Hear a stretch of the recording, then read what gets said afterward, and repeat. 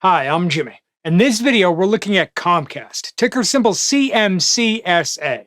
So just recently, Comcast issued some news that they're splitting their company into two publicly traded companies. The first company is going to be the more traditional Comcast business. Think of things like Xfinity or Xfinity Mobile or Comcast Business.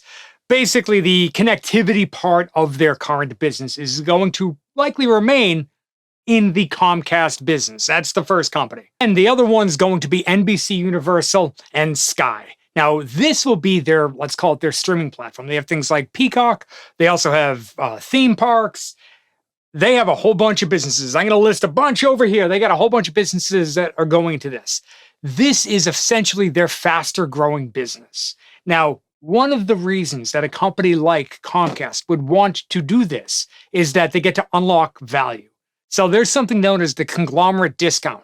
Basically, when you have a whole bunch of businesses together, well, it kind of pulls the value down for each of them to, let's say, the lowest common denominator. Like it drags the value of each business down. By spinning this company off, let me give you a good example. You got a company like Disney. Within Disney is Disney Plus. Disney Plus is probably one of the few comparable companies to a company like Netflix. But if you look at how the two companies are valued, I'll put some screenshots up here from the Investors Grow website as to how each of them are currently valued. Well, Disney is valued nowhere near the way Netflix is from a multiple standpoint. Well, if Disney ever spun off Disney Plus into their own standalone business, that Disney Plus business would likely be valued the same way Netflix is valued. Maybe not quite as much, but close. It would be a lot higher than it is today. So they would essentially unlock value by doing that. As long as all their businesses in Disney's case are in the same company, there's a conglomerate discount. There's a discount to the value because they're all combined.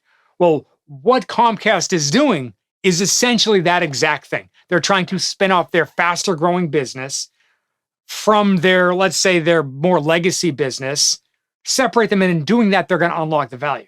So in this video, we're going to look at what the new value should be. Okay, now on the Investors Grow website, let's jump over to the segment section to see how much revenue each segment is generating. Now, I will point out that there's a company called Versant, which they recently spun off, and that spinoff just completed. That was part of the media segment here. So we're going to account for that in the numbers going forward. Now, that being said, when we look at the old Comcast business, and this is a rough estimate because in their announcement of this breakup, they didn't really break out all the numbers as much as I would have liked, but we can get a decent idea where they're going. So I'm going to highlight the ones right here that are going to belong in the Comcast business. The new Comcast company, the highlighted parts of the pie chart are what land in there. And then now the highlighted parts is what will land in NBCUniversal. Now it's not going to be quite as clean as that. Again, they haven't given us those numbers, but it'll give us a basic starting point. This is what we do know. What we do know is that of the revenue generated last year, about a third of it should land in NBCUniversal Sky, where the other 2/3 will likely stay with Comcast. We'll come back to all of this when we do the fair value, but just if we keep that in the back of our mind, a third to 2/3. Okay, now this brings us to one important nuance that I came across when we're reading through the documents. So in the document, it turns out that Comcast is going to continue to own a piece of NBCUniversal. But interestingly, they plan on owning 19.9%, which you might think, well, golly gee, that's a highly specific number. Why not 20? Why not 25? Why not 15? Well, this is where it gets kind of tricky and an important thing for us to keep in the back of our mind as far as how the accounting rules work. Okay, so here's how this works. If a company bought more than 50%, as you can imagine, they have control of that company. Essentially, they get to account for all of the revenue, all of the profit, and they have control based on their percentage. So if they own 70%, they will ultimately get credit for, they actually get a credit for 100% of the revenue, and then 30% flows out the bottom of it. But in this example, in the example with NBCUniversal and Comcast, if a company owns between 20 and 50%, they have to use something called the equity method, which basically they have to account for any gains or any losses that company has. Well, If they have less than 20, reminder, Comcast is going to own 19.9, which feels very, very deliberate. If they own less than 20, well, essentially, most of it lands on the balance sheet. So they have their investment. So let's say their investment will be recorded on the balance sheet. Their investment for the 19.9% will be recorded on the balance sheet. And then what will happen is if NBC Universal makes a $100 million profit, well, that will kind of be added to their balance sheet value. And it would also, you'd also see it on the income statement in unrealized gains or unrealized losses.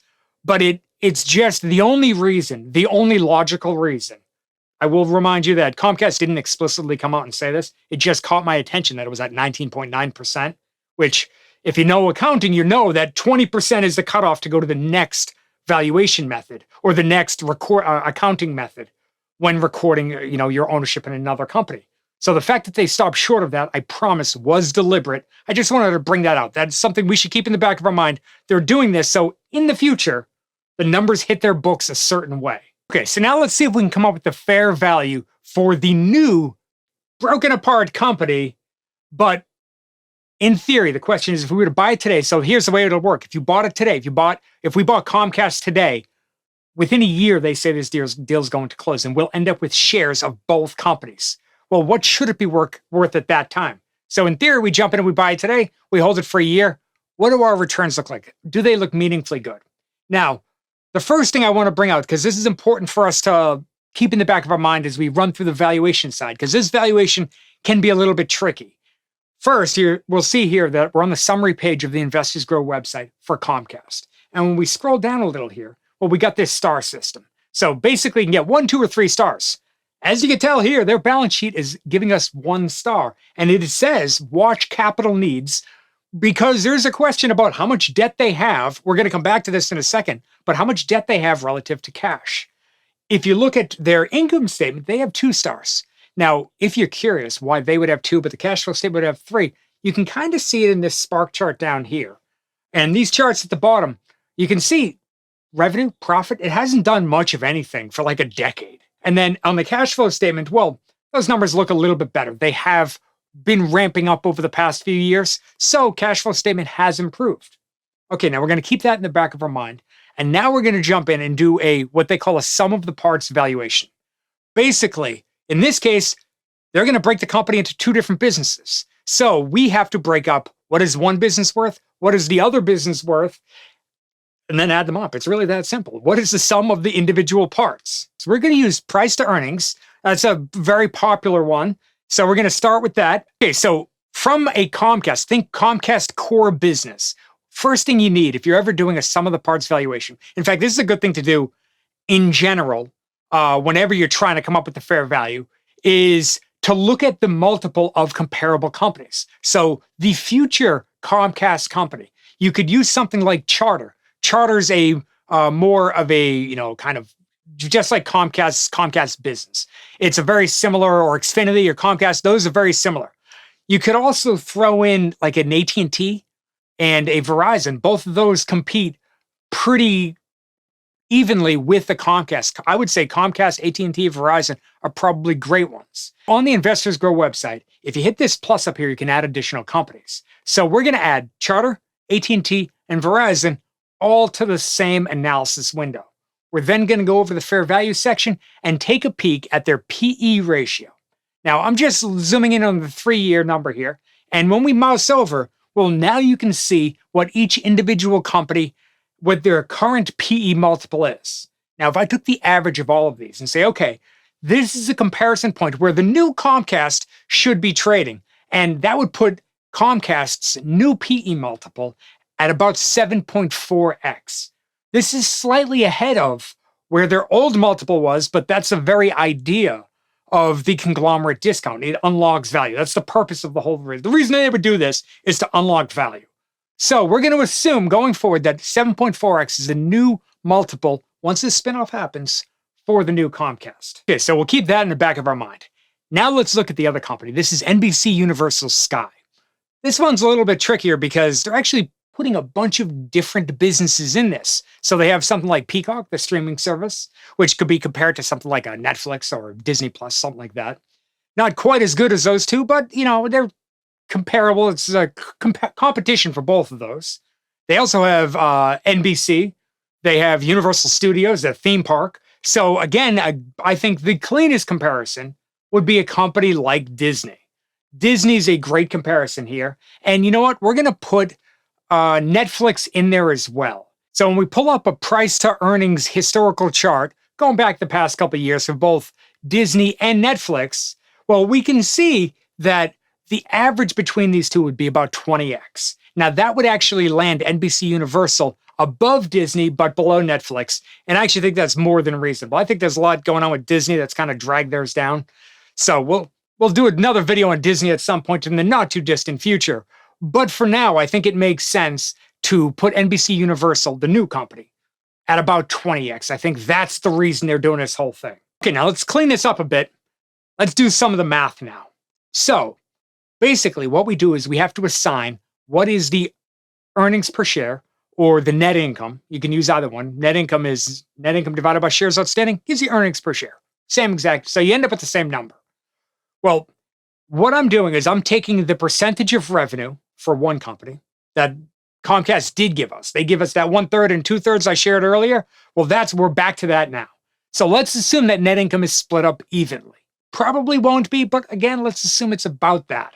Well, if that's the case, and applying our multiples, I'll do all the math here up here on the screen, we end up with a sum of the parts fair value of about $190 billion. That would be the total market cap. Now, I know what you're thinking. Jimmy, the current market cap is about $80 billion. There is simply no way that it's going to be worth $190 billion. Good call, you're correct. What we're not accounting for is that thing we looked at in the very beginning, well, early on, where we were looking at the balance sheet. This company has a lot of debt. Now, we don't actually know where the debt is going to be assigned. My guess, I think the safest guess, is that most of it goes to Comcast. On the books, from what I could gather, there's about $94 billion in debt. About $90 billion of that appears to be tied directly to Comcast. About $4 billion is either tied to Sky or tied to NBC. And so, okay, it almost doesn't matter where it breaks that up because we're saying, okay, the fair value is about $190 billion. They have some cash. So net debt for them is about $85 billion. We take that $190 billion, we get rid of the $85 billion. We end up with a implied market cap of about $104 billion. That would imply about an 18 to 20% upside. So decent. Again, the assumption here is we buy it, we hold it until this deal happens for about a year. In theory, we're up about 18% when the spinoff happens and everything gets repriced. Make those numbers a bit more usable if we divide those by the current shares outstanding. Well, that would imply that this stock or the split up company, the future value of this stock, would be worth somewhere between $29 and $33 per share. Right now, the stock is trading at about 24 and change. So again, there's a decent upside here. And the good news about this is that if we're looking at this from an investment standpoint, in the meantime, we're actually owning a decent company. Comcast on its own is a decent company. The road that they're going down to unlock value, I think, is a no-brainer. There's a reason this stock jumped. As you can see in the quote up here, this stock jumped when they announced this. They just announced this as of the recording of this video. I'm recording it the day they announced it. So as of the recording of this video, this stock is reacting positively to this because this is a good way to unlock value. And this particular company, I think, is doing it in a very smart way where they're spinning off the different pieces of their business. And I think the NBC Universal, if I jumped in and bought this company today, it would be the NBC Universal Sky business that I was most after. If I was considering selling one once I got control of both companies down the line, well, once the deal happens and I end up with shares of both, I might sell my Comcast ones, but a lot of that will depend on how the debt shakes out and all of that stuff. Either way, if you're interested in, let's say 25% upside for a company, for a relative, large established company, this could be an interesting one to consider for our portfolios. For me, on a personal basis, I am very interested in this one. I'm going to be adding this to my bullpen and continue to do research as more news comes out. They are going to have to give us more numbers as it gets closer. I mean, they officially, I think it's 60 days before the deal officially closes, they got to give us all the final numbers. I probably won't wait that long. I might get involved in this one in one of my portfolios between now and then, especially if this stock gets any sort of pullback. That would be great. But right now, I do think there's a decent amount of upside. So I might jump in and buy in this, my long-term buy and hold portfolio. And if you want to sign up to get access to the Investors Grow website, where we try to make it quick and easy to do all sorts of valuations like this, where you can flip through a bunch of different companies fast, get their fair value, be warned of, I want to go back to this star system down here. When I was first starting researching this, and I pull this up, and immediately I'm drawn to that one star. It is deliberately designed to point that out to you, that, hey, this is something you should look into. Didn't take long to realize, hey, you got $90 billion, a $90 billion company has $90 billion in debt. I see the problem here. So if you want to sign up to get access to the link right here, link in the description below. And thank you so much for sticking with me all the way to the end of the video. I really do appreciate it. Thank you, and I'll see you in the next video.